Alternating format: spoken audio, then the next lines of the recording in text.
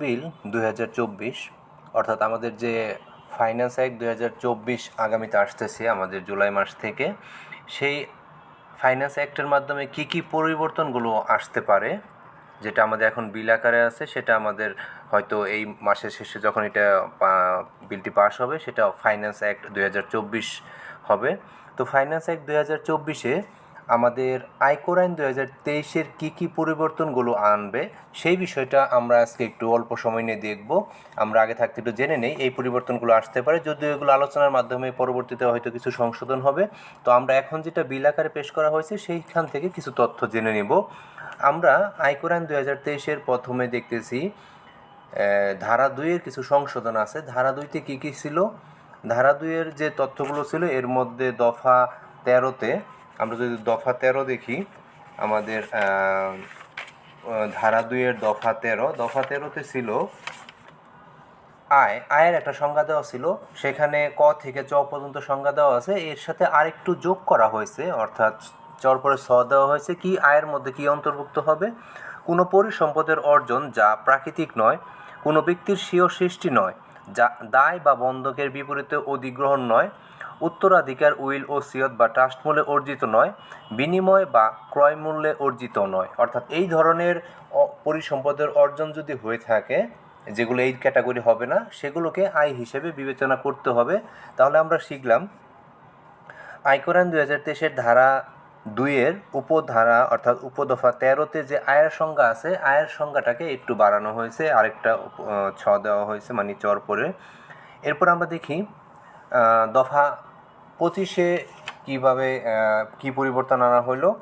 দফা ২৫ যখন আমরা দেখতেছি, সেখানে আমরা দেখতেছি দফা ২৫ আগে যখন ছিল তখন কর্মচারীর সঙ্গে একটা প্যারাতে দেওয়া ছিল, কর্মচারী অর্থ ব্যবস্থাপনা পরিচালক বা অন্য কোনো যে কোনো পরিচালক, এরকম এক প্যারা একটা সংজ্ঞা দেওয়া ছিল। কিন্তু এই সংজ্ঞাটাকে এবার ভেঙে দেওয়া হচ্ছে, অর্থাৎ কর্মচারী অর্থ যে কোনো কর্মচারী এবং নিম্নবর্ণিত ব্যক্তিগণ এর অন্তর্ভুক্ত হবে, যথা কোনো কোম্পানির ক্ষেত্রে উহার যে কোনো পরিচালক বা ব্যবস্থাপনা পরিচালক এবং পদবি নির্বিশেষে ব্যবস্থাপনার সাথে সম্পর্কিত কোনো দায়িত্ব পালন করে এরূপ কোনো ব্যক্তি।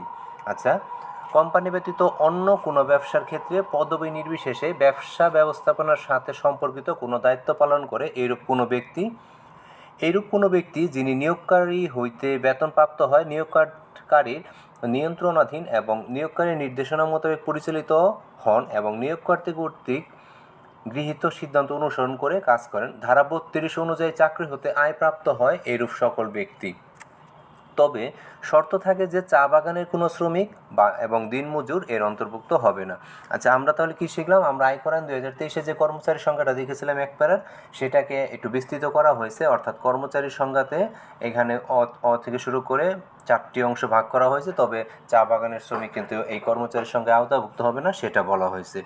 এরপরে দফা ২৬-এ যে সংখ্যাটা দেওয়া ছিল, আমরা আগেরটা দেখি যদি, কর অব্যাহতি ২৬-এর পর যেটা আগে ছিল ২৬-এ কর অব্যাহতি, এখানে বলা হয়েছে ২৬-এর পর ২৬-এর ক ২৬-এর খ সংযুক্ত হবে, নতুন দুইটা প্যারা যোগ করা হয়েছে। আচ্ছা, আমরা দেখি এরপরে আরও কিছু সংজ্ঞা ধারা ২-এর আওতায় কিছু সংজ্ঞা অ্যাড করা হয়েছে। আরেকটা বিষয় আমরা খেয়াল করব, আমাদের এখানে আগে কিন্তু ফাইন্যান্স আর্থিক প্রতিষ্ঠান, সেটা কিন্তু ফাইন্যান্স কোম্পানি বলা হয়েছে, সেইভাবে আমরা জিনিসটা দেখতেছি। এরপর ধারা ২-এর যে উপদফাগুলো সেগুলো আমরা দেখলাম। আমরা এখন ধারা ৪-এ যাব। ধারা ৪-এ কী ছিল আগের যে আমাদের আয়কর আইন ২০২৩-এ, সেখানে যদি দেখি আমাদের ধারা ৪-এ ছিল আয়কর কর্তৃপক্ষ সম্পর্কে, সেখানকার কিছু তথ্য এখানে পরিবর্তন করা হয়েছে। আমরা পরের আরও কিছু গুরুত্বপূর্ণ অনুচ্ছেদে যাই। ধারা ৫-এর সংশোধনে আনা হয়েছে আয়কর কর্তৃপক্ষ নিয়োগ সম্পর্কিত, এগুলো আমরা একটু স্কিপ করে যাই, আমরা পরের অংশগুলোতে যাই। আচ্ছা, ১০, ১১, ১২, ৩১ ধারা ৫-এর ৩য় অধ্যায় সংশোধন। আচ্ছা, যাই হোক, ৩য় অধ্যায়ে আমরা চলে যাই। এটা হলো আমাদের আগে ধারা ৩৫-এ কী ছিল আর এখন নতুন করে ধারা ৩৫, এইটাই হলো অনেক বড় একটা পরিবর্তন। আমরা এর আগে ভাড়া হতে আয় শিখেছি, কিন্তু এবার যখন ফাইন্যান্স বিলে ২০২৪-এ যেটা প্রস্তাব করা হয়েছে, সেখানে কিন্তু ভাড়া হতে আয়ের একটা বড় ধরনের পরিবর্তন আমরা লক্ষ্য করেছি। কি পরিবর্তন? গৃহ সম্পত্তির সংজ্ঞা থেকে শুরু করি। গৃহ সম্পত্তির সংজ্ঞাতে এখানে কিন্তু আরেকটু বর্ণনা আকারে দেওয়া হয়েছে। সংজ্ঞাটা কি বলা হয়েছে? গৃহ সম্পত্তি অর্থ যে কোনো গৃহ সম্পত্তি, ভবন, দালান সহ নিম্নবর্ণিত পরিসম্পদ ওই অন্তর্ভুক্ত হবে, যথা আসবাবপত্র, ফিক্সার ফিটিং যা উক্ত গৃহের অবিচ্ছেদ্য অংশ, গৃহ সম্পত্তি যে ভূমির উপর স্থাপিত উক্ত ভূমি। তাহলে এটা গৃহ সম্পত্তির আওতাভুক্ত। তবে শর্ত থাকবে, নিম্নে বর্ণিত ভবন বা দালান এর অন্তর্ভুক্ত হবে না। কোনটা অন্তর্ভুক্ত হবে না? কোনো ভবন যা সম্পূর্ণরূপে গুদাম হিসেবে ব্যবহৃত হয়, কোনো কারখানা ভবন যা প্লান্ট ও মেশিনারি ভাড়া প্রদানের অবিচ্ছেদ্য অংশ হিসেবে ভাড়া প্রদান করা হয়, এটা অন্তর্ভুক্ত হবে না। তাহলে আমরা গৃহ সম্পত্তির সংজ্ঞা দেখলাম। আচ্ছা, আমরা ভাড়া প্রদানের সংজ্ঞা দেখি। ভাড়া প্রদান অর্থ মালিকানা বা স্বত্বত্যাগ ব্যতি রেখে কোনো নির্দিষ্ট সময়ের জন্য সম্পত্তি ব্যবহারের অধিকার প্রদান। তবে স্বীয় মালিকানাধীন হোক বা না হোক, কোনো তফসিলি ব্যাংক, বিনিয়োগ ব্যাংক, কোনো উন্নয়নমূলক ফাইন্যান্স কোম্পানি অথবা মুদারাবা বা লিজিং কোম্পানি কর্তৃক অন্য কোনো ব্যক্তিকে ভাড়া প্রদান অন্তর্ভুক্ত হবে না। তাহলে এই ক্ষেত্রে এই বিষয়টা খেয়াল রাখতে হবে। ভাড়া প্রদানের সংজ্ঞা। সম্পত্তি অর্থ কি? সম্পত্তি অর্থ গৃহ সম্পত্তি, জমি, আসবাবপত্র, ফিক্সার, কারখানা ভবন, ব্যবসা, আঙ্গিনা, যন্ত্রপাতি, ব্যক্তিগত যানবাহন, মূলধন প্রকৃতির অন্য কোনো ভৌত পরিসম্পদ যা ভাড়া প্রদান করা যায়। আমরা এই যে সংজ্ঞাগুলো দেখতেছি ভাড়া হতে হয়, এটা কিন্তু আয়কর আইনের যে আগের ধারাগুলো ছিল 35, সেটা সম্পূর্ণ বাদ হয়ে কিন্তু এই ধারাটা আসছিল। আগের ধারা 35 বাদ হয়ে এই ধারা 35টা যোগ হলো। আচ্ছা, আমরা দেখি ধারা 36-এ আমরা দেখতেছি, কোনো ব্যক্তির কোনো সম্পত্তির ভাড়া প্রদান হতে অর্জিত মোট ভাড়ামূল্য হতে এই অধ্যায়ে বর্ণিত সর্বমোট অনুমোদনযোগ্য খরচ বাদ দিলে যা অবশিষ্ট থাকবে তা ওই সম্পত্তি হতে উক্ত ব্যক্তির ভাড়া হতে আয়। কোনো ব্যক্তির কোনো অংশ উক্ত ব্যক্তির স্বীয় ব্যবসার উদ্দেশ্যে ব্যবহৃত হলে বা উহা হতে প্রাপ্ত আয় উক্ত ব্যক্তির ব্যবসা হতে আয় খাতে পরিগণনাযোগ্য হলে উক্ত অংশের জন্য এই ধারা প্রযোজ্য হবে না। অর্থাৎ যদি ব্যবসার খাতে কাউন্ট করা হয় তাহলে কিন্তু ভাড়া হিসেবে বিবেচিত হবে না। হোস্টেল, হোটেল, মোটেল বা রিসোর্টের ক্ষেত্রে ব্যতীত অন্য কোনো সম্পত্তির ভাড়া প্রকৃতি, কারবার, বাণিজ্য বা ব্যবসা নির্বিশেষে যে ধরনের হোক না কেন, উক্ত সম্পত্তি হতে অর্জিত আয় ভাড়া হতে আয় খাতের অধীন পরিগণনা করতে হবে। অর্থাৎ এই ক্ষেত্রগুলো ব্যতীত অন্য কোনো ভাড়া থাকলে সেটা আমরা ভাড়া হিসেবে আয় গণনা করব। আগে কিন্তু ধারা 35-36 যা ছিল সেখান থেকে আমরা এখন দেখলাম এখানে নতুন করে আসছে। এবার 37-এ যাই। ভাড়ামূল্য পরিগণনা। ভাড়ামূল্য কীভাবে পরিগণনা করতে হবে? একটা ফর্মুলা দেওয়া আছে। ফর্মুলাটাকে যদি ভাঙি, প্রথমে আমাদের মোট ভাড়ামূল্য কাউন্ট করতে হবে। এর সাথে এই ভাড়ামূল্যর নির্ধারণের ক্ষেত্রে আমাদের প্রথমে যেটা করতে হবে, গৃহ সম্পত্তি অর্জিত ভাড়া এবং গৃহ সম্পত্তির বার্ষিক মূল্য দুইটার মধ্যে যেটা বেশি, এর সাথে যোগ করতে হবে সমন্বয়যোগ্য যদি কোনো অগ্রিম থাকে, তবে অসমন্বয়যোগ্য অগ্রিম বা জামানত আনা যাবে না। এরপরে আমরা আরেকটা অংশ দেখতেছি যোগ করতে হবে, সেটা হলো কোনো স্যালামি বা প্রিমিয়াম যদি পেয়ে থাকে ওই গৃহ সম্পত্তি ব্যবহারের সূত্রে, সেটা যোগ হবে। এবং আরেকটা অংশ আসবে, গৃহ সম্পত্তি ব্যবহারের জন্য ভাড়াটিয়া যদি কোনো প্রকার সার্ভিস চার্জ, মেরামত, রক্ষণাবেক্ষণ চার্জ বা যে কোনো অর্থই যে নামে ব্যবহৃত হোক না কেন, এটা যদি ভাড়াটিয়া মালিককে দেয় তাহলে কিন্তু মালিকের ভাড়া হতে আয় হিসেবে বিবেচিত হবে। এরপরে বাদ যাবে শূন্যতা ভাতা, যা বিদ্যুৎ বিল উপস্থাপন সাপেক্ষে প্রমাণিত হলে অনুমোদনযোগ্য হবে। এখানে কিন্তু বড় ধরনের চেঞ্জ। আগে আমরা দেখেছিলাম যখন শূন্যতা ভাতা দাবি করতে হয় তখন বাড়ির মালিক ডিসিটিকে লিখিতভাবে জানায় যে আমার বাসা খালি রয়েছে, সেই হিসেবে শূন্যতা ভাতা দাবি করা হয়। এবার আমরা দেখতেছি শূন্যতা ভাতা কিন্তু দাবির প্রমাণক হিসেবে দেখাইতে হবে বিদ্যুৎ বিলের উপস্থাপনের যে ডকুমেন্ট উপস্থাপন করা হলে তখন কিন্তু এটা অনুমোদনযোগ্য হবে। গৃহ সম্পত্তি ব্যতীত অন্য সম্পত্তির ভাড়ামূল্য আলাদা সূত্র দেওয়া আছে।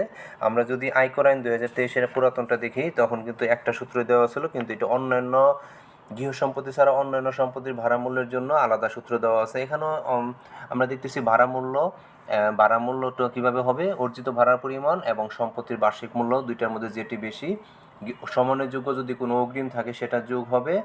আর অন্য কোনোভাবে সম্পত্তির ব্যবহার হতে অর্জিত আয় বা সম্পত্তি প্রাপ্ত হতে অন্য যে কোনো অঙ্ক বা সুবিধার অর্থমূল্য যা উপরোক্ত খ ও গতে উল্লেখিত অঙ্কের অতিরিক্ত হিসেবে পাওয়া গেছে। আচ্ছা, অনুমোদনযোগ্য বিয়োজনগুলো কী কী হবে দেখি।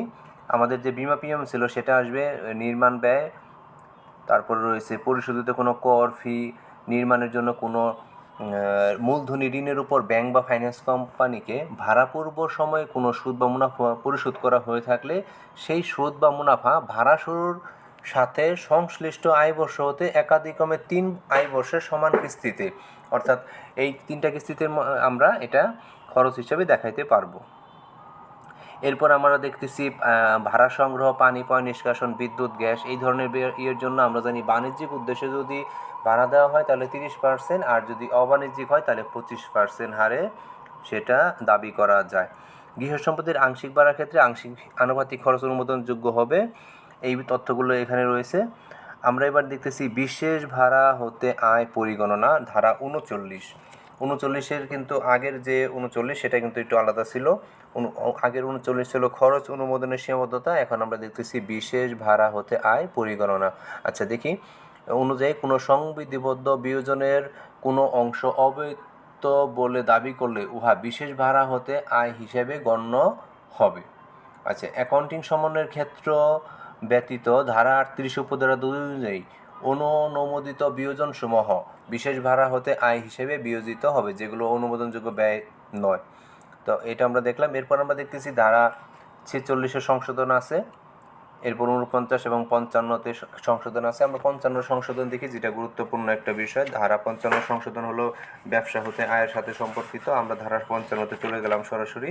ধারা 55-তে ছিল কতিপয় ক্ষেত্রে বিয়োজন অনুমোদনযোগ্য না হওয়া। সেখানে কি করা হয়েছে, এই দফা থ যেটা রয়েছে, আমরা যদি দফা থ দেখি, যে কোনো দায় যা সুস্পষ্টভাবে নিরূপিত নয়, এখানে এই শব্দগুলোর পরিবর্তে বলা হয়েছে কোনো বিয়োজন বা কোনো দায়ের বিপরীতে সৃষ্ট কোনো বিয়োজন শব্দগুলো প্রতিস্থাপিত হবে। আচ্ছা, এই তথ্যগুলো দেওয়া আছে ধারা 55-এর, এই পরিবর্তনগুলো আছে।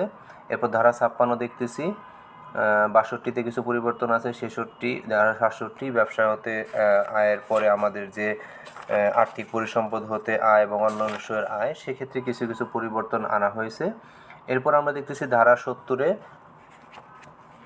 সংশোধন আছে। ধারা 70-এ আমাদের আগে কী ছিল, সতী সমন্বয় জ্যাট টানা, সেক্ষেত্রে সামান্য কিছু পরিবর্তন আছে। ধারা 73 দেখতেছি, আমরা দ্রুত স্কিপ করে যাচ্ছি, এর কারণ আমরা পরবর্তী আরও কিছু গুরুত্বপূর্ণ তথ্য আছে, সেগুলো আমরা দেখব। এরপরে ধারা 76-এ ছিল আগের ধারা 76 যদি দেখি আমরা, সেখানে কর অব্যাহতির ক্ষেত্রে দেখা যাচ্ছে আমাদের উপধারা 5-এর দফা ঘ, উপধারা 5-এর দফা ঘতে ছিল কর অব্যাহতিপ্রাপ্ত কোনো খাতে আয় কোনো খাত হতে সকলবার প্রাপ্তি বা ব্যাংক ট্রান্সফারের মাধ্যমে গ্রহণে। সেক্ষেত্রে বলা হয়েছে নিম্নবর্ণিত ক্ষেত্রে এই বিধান প্রযোজ্য হবে না। কৃষি হতে আয় হিসেবে পরিগণিত এবং কোনো আয় বর্ষে মোট প্রাপ্তির 1 কোটি টাকার ঊর্ধ্বে না হলে, আর ষষ্ঠ তফসিলের অংশ 1-এর দফা 34 অনুযায়ী দান হিসেবে কোনো পরিসম্পদ অর্জিত হলে এই ক্ষেত্রে এটা প্রযোজ্য হবে না। অর্থাৎ ব্যাংক ট্রান্সফারের মাধ্যমে যে পরিবর্তন ছিল, আগে যেটা ছিল কৃষি হতে আয় হিসেবে পরিগণিত কোনো আয় মোট প্রাপ্তির 1 কোটি ঊর্ধ্বে নহে, এই ক্ষেত্রে প্রযোজ্য হবে না। কিন্তু এর সাথে আমাদের ষষ্ঠ তফসিলের একটা অংশ যোগ করা হয়েছে। আচ্ছা, এরপর আমরা দেখি উপধারা 6-এর কিছু আছে। এরপরে আছে ধারা 82 সংশোধন, 86, 88। আমরা ধারা 88-এর একটা প্রতিস্থাপন দেখতেছি। আমরা আগের ধারা 88 যদি দেখি, সেখানে বলা ছিল শ্রমিক অংশগ্রহণ তহবিলে প্রদত্ত অর্থ হতে উৎসে কর কর্তন। সেখানে ছিল প্রদানের ক্ষেত্রে উহার সুপদ কোনো অর্থ প্রদানকালে উক্তরূপ অর্থ পরিশোধের দায়িত্ববাদী ব্যক্তি 10% হারে উৎসে কর কর্তন করবেন। এর আগে শুধুমাত্র স্কোপটা কম ছিল, অর্থাৎ শ্রমিক অংশগ্রহণ তহবিলে। এখন এটাকে স্কোপ বাড়ানো হয়েছে। কিভাবে? অংশগ্রহণ তহবিল, কল্যাণ তহবিল, শ্রমিক কল্যাণ ফাউন্ডেশন তহবিল, প্রদত্ত অর্থ হতে উৎসে কর কর্তন। বাংলাদেশে বিদ্যমান কোনো আইনে যা কিছু থাকুক না কেন, শ্রম আইন 2006-এর ধারা 234 অনুযায়ী অংশগ্রহণ তহবিল, কল্যাণ তহবিল এবং শ্রমিক কল্যাণ ফাউন্ডেশন তহবিলে অর্থ পরিশোধের জন্য দায়িত্ব ব্যক্তি উক্তরূপ অর্থ পরিশোধ বা ক্রেডিটকালে 10% হারে উৎসে কর কর্তন করবেন। এটা আমাদের ধারা 88-এর একটা বড় ধরনের পরিবর্তন দেখতেছি। এরপর রয়েছে 94-এর সংশোধন আছে। 94-তে আগে কী ছিল, আমরা দেখতেছি 94-তে আগে ছিল কমিশন, ডিসকাউন্ট ইত্যাদির ক্ষেত্রে উৎসে কর কর্তনের যে তথ্যটা, সেটা একটু চেঞ্জ করা হয়েছে। এরপর 97 রয়েছে, 98, 102-এর পরিবর্তন আছে। ধারা 102-এর সংশোধনটা আমরা একটু দেখে নিই। 102-তে যে আমাদের সংশোধনটা, সেটা ওইটার পরিবর্তে নিম্নের একের প্রতিস্থাপিত, এটা কিছুদিন আগে এসআরওতে আরেকটু স্পষ্ট করা হয়েছিল, সেটাই এখানে দেওয়া আছে। এখানে দেখতেছি আমরা ট্রাস্ট ব্যক্তির সংখ্যা কোম্পানির ক্ষেত্রে 20%, এই ক্যাটাগরির ক্ষেত্রে 10% এবং অন্যান্য ক্ষেত্রে 10% উল্লেখ করা হয়েছে। ধারা 103 বিলোপ। 103 কী ছিল আমরা জেনে নিই। 103 হলো পোস্ট অফিস সঞ্চয় ব্যাংকে রক্ষিত অর্থের সুদ হইতে প্রাপ্ত আয়ের উপর উৎসে কর কর্তন, এটা আলাদাভাবে দেওয়া ছিল, এটা বিলুপ্ত করা হয়েছে। এরপরে 113তে কী ছিল আমাদের, 113তে পরিবহন মাসুল ফরওয়ার্ড এজেন্সির কমিশন হতে কর কর্তন, এটা বিলুপ্ত করা হয়েছে। 114 সংশোধন করা হয়েছে। 124 দেখতেছি, 124-এ ছিল কোনো সেবা, রেভিনিউ শেয়ারিং ইত্যাদি বাবদ বিদেশ হতে প্রেরিত আয় হতে কর কর্তন, সেটা সংশোধন করা হয়েছে। 125, 126-এ আছে, এখানে কিছু সংশোধন আছে। ধারা 130 এখানে সংশোধন করা আছে। 134 পেশাদার মূল্যায়নকারী, এখানে আমরা দেখতেছি নতুনত্ব একটু। আমরা 134-এ প্রদত্ত ব্যাখ্যার দফা গ এর পরিবর্তে দফা গ যদি দেখি, পেশাদার মূল্যায়নকারী যেটা ছিল, পেশাদার মূল্যায়নকারী বলতে বাংলাদেশ ব্যাংক বা Bangladesh securities and exchange commission কর্তৃক স্বীকৃত কোনো পেশাদার মূল্যায়নকারীকে বোঝাবে, এটা সংজ্ঞাটা একদম স্পষ্ট করে দেওয়া আছে। এরপরে দেখতেছি 135-এর কিছু সংশোধন আছে, 53, 162 সংশোধন, 163 সংশোধন। আমরা চলে গেলাম আবার ধারা 163, সেই ন্যূনতম বিষয়টা একটু গুরুত্বপূর্ণ, তাই আমরা এটা একটু দেখি। প্রথম উপধারা 3-এর দফা ক বিলুপ্ত হবে। দফা ক, উপধারা 3-এর দফা ক আমরা দেখতেছি, এখানে 3-এর দফা কতে ছিল শিরুদ্দিন সংগঠিত তেল কোম্পানি ছিল একটা। এরপরে 3-এর দফা খ আছে, খতে সংশোধন আছে। আমরা দেখতেছি এখানে উপধারা 5-এ যাচ্ছি, উপধারা 5-এর ন্যূনতম করের পরিমাণ, এখানে দফা ক দফা ক যেটা ছিল আমরা আগেরটা দেখি আর এখনকারটা দেখি। আগে ছিল এরকম, অনন্য 3 কোটি টাকার গ্রস প্রাপ্তি রয়েছে এরূপ কোনো ব্যক্তি, অনন্য 50 কোটি টাকার গ্রস প্রাপ্তি রয়েছে এরূপ কোনো ফার্ম বা ব্যক্তি এবং কোনো কোম্পানি। কিন্তু এখন এটাকে এক লাইনে নিয়ে আসা হয়েছে এবং আরেকটু চেঞ্জ করা হয়েছে, যে কোনো কোম্পানি, যে কোনো ট্রাস্ট, অনন্য 50 লক্ষ টাকার গ্রস প্রাপ্তি রয়েছে এরূপ কোনো ফার্ম বা ব্যক্তিসমূহ, এই 3টা ক্যাটাগরি আসলো। অনন্য 3 কোটি টাকার গ্রস প্রাপ্তি রয়েছে এরূপ কোনো সাময়িক ব্যক্তি কোনো কর বর্ষে তার গ্রস প্রাপ্তির উপর নিম্নোক্ত সারণী উল্লিখিত হারে ন্যূনতম কর পরিশোধের জন্য দায়ী থাকবে। এখানে সেই টেবিলটা দেওয়া আছে। অন্যান্য ক্ষেত্রে দেখতেছি 0.60%, এই তথ্যটা এখানে অ্যাড করা হয়েছে। এরপরে 164 সংশোধন আছে, 165, 67, 168 সংশোধন আছে, 170-কে সংশোধন করা হয়েছে। 170-এর সংশোধন দেখবো, এটা অনেক গুরুত্বপূর্ণ। কেন এটা সংশোধনের গুরুত্বপূর্ণ? আগে আমরা জানতাম সার্বজনীন স্বনির্ধারণী পদ্ধতি এবং সাধারণ রিটার্ন দাখিল পদ্ধতি দুইটাই ওপেন ছিল। ওপেন ছিল বলে ভুল হবে, কারণ এক ব্যক্তি, কোম্পানি, ব্যাংক, ইন্স্যুরেন্স এবং আর্থিক প্রতিষ্ঠান, এদের ক্ষেত্রে এরা ব্যতীত অন্যান্য কোম্পানি এবং বাংলাদেশ ত্যাগকারী ব্যক্তি সাধারণ রিটার্ন দাখিল করতে পারতেন। এখানে একটু সাধারণ রিটার্ন দাখিলের একটা অপশন ছিল, কিন্তু এটার এখন নাই, কারণ এখন একেবারে সরাসরি বলে দেওয়া হয়েছে ধারা 166-র অধীন রিটার্ন দাখিলের আইনানুগ বাধ্যকতা রয়েছে এরূপ সকল ব্যক্তি 180 ধারার অধীন স্বনির্ধারণের পদ্ধতিতে রিটার্ন দাখিল করবেন। অর্থাৎ সাধারণ রিটার্ন দাখিল পদ্ধতি নাই বললে এখন আমরা একবারে নাই বললেই আমরা ধরে নিতে পারি। তারপরে আমরা দেখতেছি 171-এর দেওয়া আছে। 171-এ আমাদের আগে ছিল রিটার্ন দাখিলের সময়, এখানে রিটার্ন দাখিলের সময়ের বিষয়ে কিছু বলা আছে। এরপরে দেখতেছি 174 কর দিবস পরবর্তী রিটার্ন দাখিল, এটা আমরা একটু শিখে নেব। আমরা জানি 4% আগে ইন্টারেস্ট দিতে হতো, এখন সেটা 2% আসবে। প্রদেয় করের পরিমাণ কীভাবে বের করতে হবে সেটা ফর্মুলা দেওয়া আছে, আমাদের এখানে কিন্তু খেয়াল রাখতে হবে এটা 2% হবে। আচ্ছা, এরপরে সাধারণ রিটার্ন এবং সংশোধিত রিটার্ন সংক্রান্ত বিশেষ বিধানবলীগুলো, এটা 175-এর সংশোধনটা দেওয়া আছে। 176 আছে, 177-এর সংশোধন, 180 সংশোধনগুলো আমরা স্কিপ করে যাচ্ছি দ্রুত যাওয়ার জন্য, শেষ করার জন্য। 189, 264, আচ্ছা 264 ধারা 264 আমরা সংশোধনটা দেখব, কারণ এখানে আমরা এর আগে দেখছিলাম পিএসআর, যেটা বলি proof of submission of return, কখন দাখিল করতে, কে কীভাবে দাখিল করবে। এর আগে আমরা যখন দেখছিলাম ধারা 264-তে 43টা ক্যাটাগরিতে পিএসআর দাখিলের বাধ্যবাধকতা ছিল, কিন্তু এর সাথে আরও 2টা যোগ করা হয়েছে। কখন কী যোগ করা হয়েছে? হোটেল, রেস্টুরেন্ট, মোটেল, হাসপাতাল, ক্লিনিক, ডায়াগনস্টিক সেন্টার সমূহের লাইসেন্স প্রাপ্তি নবায়নকালে, অর্থাৎ এরা যখন লাইসেন্সের আবেদন করবে বা নবায়ন করবে তখন কিন্তু পিএসআর লাগবে। এরপর কমিউনিটি সেন্টার, কনভেনশন হল বা সমজাতীয় কোনো সেবা গ্রহণকালে এই ক্ষেত্রে আমাদেরকে পিএসআর দাখিল করতে হবে।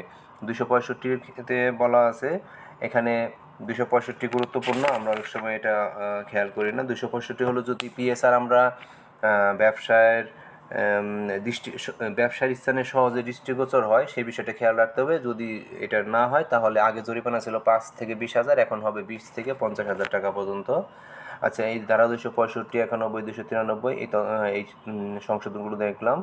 আমরা দেখলাম এখানে ধারা 334-এ প্রতিস্থাপিত হয়েছে, যেটা অনধিক 1 মাস বৃদ্ধি করতে পারবে, এই তথ্যটা এখানে দেখলাম। এরপর অপ্রদর্শিত সম্পদ প্রদর্শনের যে তথ্যটা আছে, অর্থাৎ আমাদের অপ্রদর্শিত সম্পদের ক্ষেত্রে আমরা দেখতেছি এখানে এই ক্ষেত্রে সম্পদগুলো প্রদর্শন করা হলে এখানে পরিসম্পদ অর্জনের উৎসের বিষয়ে কোনো প্রশ্ন উত্থাপন করতে পারবে না। এখানে কী রকম দেখি আমরা এই সম্পদগুলো, যেমন এখানে একটাকে দেখলাম, এই নগদ, ব্যাংক সিকিউরিটিজ, এই ধরনের ডিপোজিট, সেভিং, মোট পরিসম্পদের 15% যদি তিনি ট্যাক্স পরিশোধ করে তাহলে ধরে নেবে এটার ব্যাখ্যা, এই সম্পদের ব্যাখ্যা প্রদান করা হয়েছে, এরকম বিবেচনা করা হবে। এরকম আর কিছু শর্ত দেওয়া আছে, আমরা সেটা দেখে নিতে পারি। এরপর জীবন বিমার মুনাফার, ব্যবসার মুনাফা ক্যালকুলেশনের তথ্যটা দেওয়া আছে। আমরা যাচ্ছি পঞ্চম তফসিলের যে সংশোধন, পঞ্চম তফসিলের এক সংশোধন ছিল। এরপর ষষ্ঠ তফসিলের সংশোধন আছে। ষষ্ঠ তফসিলের যে সংশোধন আমরা সেখানে দেখব, ষষ্ঠ তফসিল ছিল আমাদের কর অব্যাহতির রেয়াত সংক্রান্ত। এখানে এই তথ্যগুলো দেওয়া আছে।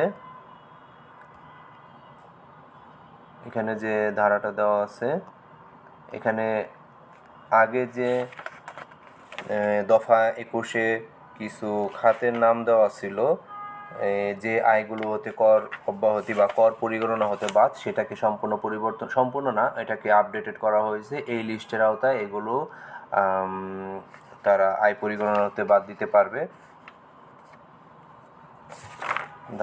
এখানে এরপর আমরা দেখতেছি আরেকটা তথ্য এখানে বাদ দেওয়া হয়েছে, দফা 28-এর কিছু অংশ বাদ দেওয়া হয়েছে। এরপর দফা 33-এ একটু অংশ এড করা হয়েছে।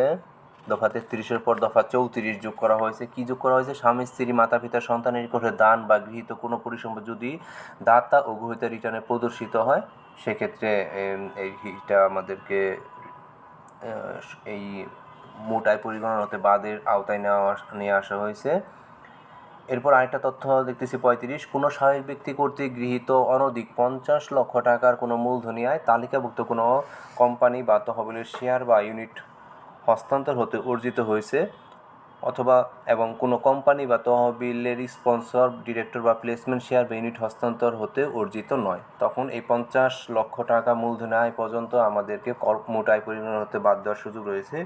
অংশ 2-তে একটু সংশোধন দেওয়া হয়েছে। অংশ 3-তে দেখতেছি এখানে ব্যক্তি সংক্রান্ত একটু সংশোধন দেওয়া হয়েছে। সপ্তম তফসিলে যে বিশেষ কর হার, এখানে আমরা খেয়াল করে দেখব এই বিশেষ কর হার আগে কিন্তু কোম্পানি এবং স্বাভাবিক ব্যক্তি দুইটা ছিল, লভ্যাংশ এবং মূলধনী আয়ের। কোম্পানি এবং কোম্পানি ব্যক্তিত্ব অন্যান্য কর এখানে স্পষ্ট করা হয়েছে। এখানে কোম্পানি শব্দটির পরে তহবিল ও ট্রাস্ট শব্দগুলো নিয়ে আসা হয়েছে, অর্থাৎ তাদেরকেও এই আয়ের উপর আমাদের বিশেষ করার প্রযোজ্য হবে। এর সাথে আরেকটু তথ্য দেখতেছি, রিটার্ন দাখিলে বাধ্য নয় এরূপ কোনো কোম্পানি প্রাপ্ত যে কোনো প্রকার গ্রস আয়ের উপর 20% হারে কর আরোপিত হবে এবং বোর্ড কর্তৃক জারিকৃত লিখিত আদেশে উল্লিখিত পদ্ধতিতে পরিশোধ হইবে। অর্থাৎ রিটার্ন দাখিল করতে হবে না, কিন্তু তার যে আয়ের উপর 20% ট্যাক্স দিতে হবে এবং পরিশোধ করতে হবে। এক্ষেত্রে একটু অ্যাড করা আছে শর্ত কি, আয়সমূহ ওই আয়সমূহের অন্তর্ভুক্ত হবে না করমুক্ত কোনো আয়, কোনো দান অনুদান, কোনো প্রকার খাজনা, কর, শুল্ক, এগুলো অন্তর্ভুক্ত হবে না। বাংলাদেশে স্থায়ী স্থাপনা নাই এরূপ কোম্পানির ক্ষেত্রে এই বিধান প্রযোজ্য হবে না। আচ্ছা, এবার আমরা আরও কিছু তথ্য আছে এখানে। আমরা আয়করের যে স্ল্যাব সেটা দেখব। আমরা আয়করের স্ল্যাবটা দেখি একটু এবার খেয়াল করে। গত বছরের আয়করের স্ল্যাব এবং এবারের আয়করের স্ল্যাব যদি দেখি, গত বছরের আয়করের স্ল্যাবের সাথে এবারের যে আয়করের স্ল্যাবে অনেক বড় পার্থক্য আছে। এবার আমাদের মানে 7টা স্ল্যাব দেওয়া আছে, গত বছর কিন্তু আমাদের 6টা দেওয়া ছিল। কেন 7টা হয়েছে? এখানে একটা 20 লক্ষ টাকার স্ল্যাব যোগ করা হয়েছে আর এখানে 5 লক্ষ, অর্থাৎ একটু চেঞ্জ আছে। আমরা দেখি 3 লক্ষ টাকা পর্যন্ত মোট আয়ের উপর 0%, তারপরে 1 লক্ষ টাকার উপর 5%, 4 লক্ষ টাকা 10%, 5 লক্ষ টাকা 15%, পরবর্তী 5 লক্ষ আবার 20%, আর পরবর্তী 20 লক্ষ টাকা 25% এবং অবশিষ্ট 30%। এবার কিন্তু 30% পর্যন্ত স্ল্যাব ছিল, এর আগে 25% পর্যন্ত ছিল, আর স্ল্যাবগুলো ভেঙে ভেঙে আরও বড় করা হয়েছে। সেই ক্ষেত্রে এই প্রথম যে 3,50,000 এটা যে ক্যাটাগরি আছে, 4টা ক্যাটাগরি, তারা একটু তাদের করমুক্ত আয় সীমা একটু বেশি হবে। সেই হিসেবে আমরা নতুনত্ব পেলাম, আমাদের যে tax calculation, gross tax payable calculation করি, সেক্ষেত্রে খেয়াল রাখবো আমরা কিন্তু এই 7টা স্ল্যাব হিসাব করে তারপরে আমাদের গ্রস ট্যাক্সের ক্যালকুলেশন করতে হবে। এরপরে যেটা ন্যূনতম কর 5,000, 4,000, 3,000, এখানেও নতুনত্ব কিছু নাই। তবে কোম্পানি কর হার যদি দেখি, পাবলিকলি ট্রেডেড কোম্পানি এবং আইপিওর মাধ্যমে হস্তান্তরিত শেয়ার, সেক্ষেত্রে পাবলিকলি ট্রেডেড কোম্পানি যাদের পরিশোধিত মূলধনের পরিমাণ 10%-এর অধিক শেয়ার আইপিওর মাধ্যমে হস্তান্তর হয়েছে, তাদের 22.5%, আর যদি শর্ত প্রতিপালন করতে পারে তাহলে 20%। আচ্ছা, পাবলিকলি ট্রেডেড কোম্পানি যাদের পরিশোধিত মূলধন 10%-এর অথবা তার কম শেয়ার আইপিওর মাধ্যমে হস্তান্তরিত হয়, তাদের ক্ষেত্রে 25%, আর যদি শর্ত প্রতিপালন করে 22.5%। আচ্ছা, গেল। এক ব্যক্তি কোম্পানি হলে 22.5%, আর শর্ত মানতে পারলে 20%। এই ক্যাটাগরি ব্যতীত অন্যগুলো দেওয়া আছে। এই ক্যাটাগরি ব্যতীত যদি অন্য কোম্পানি হয়, আমরা দেখব উক্ত আয়ের 27.5%, আর যদি শর্ত প্রতিপালন করা যায় তাহলে কিন্তু 25%। শর্ত কি আমরা জানি, আবার একটু দেখে নেই। প্রতি একক লেনদেন 5 লক্ষ টাকার অধিক এবং বার্ষিক সর্বমোট 36 লক্ষ টাকার ব্যয় ও বিনিয়োগ ব্যাংক ট্রান্সফারের মাধ্যমে করতে হবে। তো এই হলো আমাদের যে প্রস্তাবিত। এরপর সার্চার্জের টেবিলটা দেওয়া আছে, এখানে 4 কোটি টাকা আছে। এটা হলো প্রস্তাবিত ফাইন্যান্স বিল 2024, যেটা হয়তো সামান্য যদি সংশোধন হয় বা না হয়, যেটা আগামীতে আমাদের পাস হবে এবং ফাইন্যান্স অ্যাক্ট আকারে আসতে যাচ্ছে, সেই বিষয়টা শুধু দেখালো। এটা এখনও চূড়ান্ত নয়, ড্রাফট পর্যায়ে আছে, অর্থাৎ বিল আকারে উপস্থাপন করা হয়েছে। যখন চূড়ান্ত হবে তখন এটা আইন আকারে আমাদের কাছে আসবে এবং আমরা সেই অনুসারে আমাদেরকে ভবিষ্যতে আয়কর রিটার্ন এবং করের হিসাব করতে হবে। ধন্যবাদ সবাইকে।